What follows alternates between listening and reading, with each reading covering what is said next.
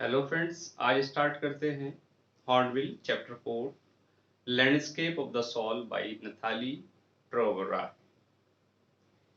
Friends, अगर हम author की बात करें तो ऑथर नथाली ट्रोवरा एक आर्ट हिस्टोरियन थी और उनका जो निकनेम था वो था टिनी। और अगर हम अबाउट द लेसन की बात करें तो इस लेसन में वू दाऊजी एक 8वीं शताब्दी के एक आर्टिस्ट थे, एंसेंट चाइना के एक मास्टर पेंटर कहे जाते हैं। उनकी ये कहानी है, बड़ी इंटरेस्टिंग कहानी है। इसको चलिए स्टार्ट करते हैं। तो जो पेंटर थे, चित्रकार वू दाऊ जी, जो 8वीं शताब्दी में रहते थे, उनके विषय में एक अद्भुत कथा सुनने में आती है। क्या है कि उनका जो अंतिम चित्र है मीन्स था, वो क्या था, प्राकृतिक दृश्य था। और उस प्राकृतिक दृश्य को तंग सम्राट जुआनजोंग ने महल की दीवारों को सजाने के लिए बनाने का आदेश दिया था। चित्रकार ने अपनी कृति पर्दे के पीछे छिपा कर रखी ताकि केवल और केवल सम्राट ही उसे देख सके। अब जो सम्राट था, सम्राट बहुत समय तक इस स्ट्रेंज पिक्चर की प्रशंसा करता रहा, स्ट्रेंज पेंटिंग की प्रशंसा करता रहा। उसने क्या देखा? उसने देखे वन थे, वहां पर ऊंचे पर्वत थे, झरने और बड़ा सा आकाश, आकाश में तैरते हुए बादल, पहाड़ियां, पगडंडियों पर चलते हुए लोग, उड़ते हुए पक्षी, ये सब उस चित्र में था। तो चित्रकार बोला कि देखिए महाराज, पहाड़ के दामन में इस गुफा में एक परी रहती है। चित्रकार ने अपने हाथों से ताली बजाई और गुफा का जो द्वार है वो खुल गया। अंदर का दृश्य इतना सुंदर है कि शब्दों में उसको वर्णन नहीं किया जा सकता। उसने कहा कि चलिए मैं आपको रास्ता दिखाता हूँ। चित्रकार गुफा में चला गया, लेकिन जो द्वार है वो उसके पीछे से बंद हो गया।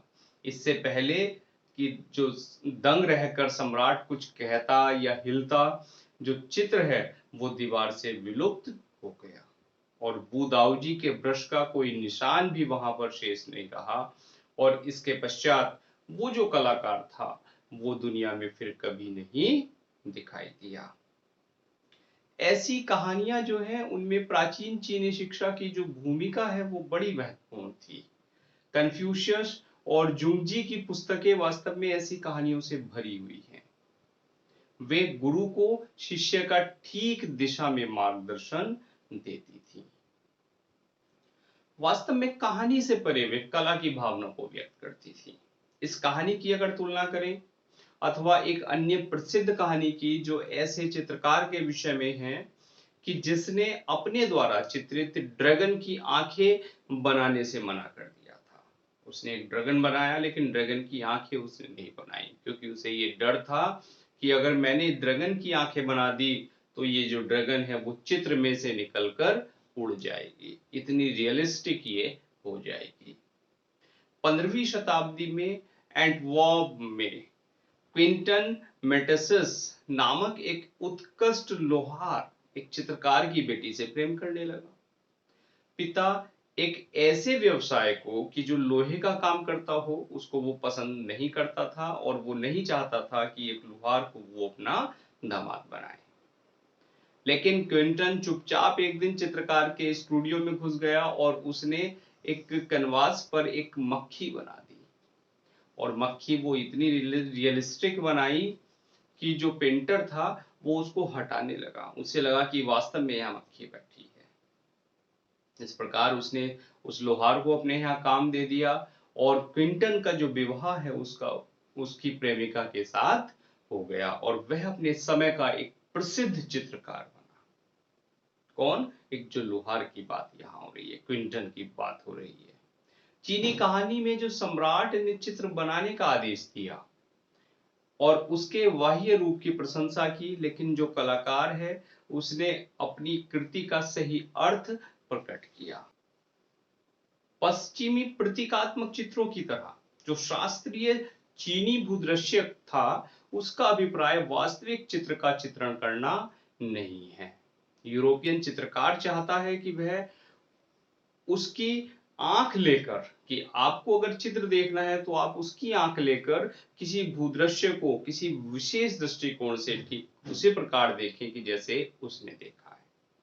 लेकिन जो चीनी चित्रकार है वो ये चाहता है, उसका एकमात्र दृष्टिकोण वो नहीं चुनता, वो यह चाहता है कि आप उसकी आंखों से देखें, वह चाहता है कि आप उसके मन में प्रवेश करें, भूदृश्य, आंतरिक, आध्यात्मिक और वैचारिक क्षेत्र जो दिख रहा है उसको आप देखें। यहाँ पर ही मनुष्य की एक मूल भूमिका है। आकाश और पृथ्वी के बीच में, ब्रह्मांड के दोनों ध्रुवों के बीच एक संचार का चैनल बन जाता है। कौन? एक मनुष्य। और उसकी उपस्थिति आवश्यक हो जाती है कि चाहे उसका आभास ही ऊंची पर्वत चोटियों के बीच गुम होने या दब जाने की अगर हम बात करें तो वो तो दूर होती है, लेकिन फर्नाकोइस चैंग की अद्भुत अभिव्यक्ति में वह एक भूदृश्य की आंख की भांति होता है। और इस प्रकार ये कहानी ये खत्म हो जाती है। आई होप आपको ये सेशन अच्छा लगा। चैनल पर नए हैं तो सब्सक्राइब करें, और इसके बाद हम नेक्स्ट लेक्चर में नेक्स्ट स्टोरी को समराइज करेंगे। Thanks for watching this video.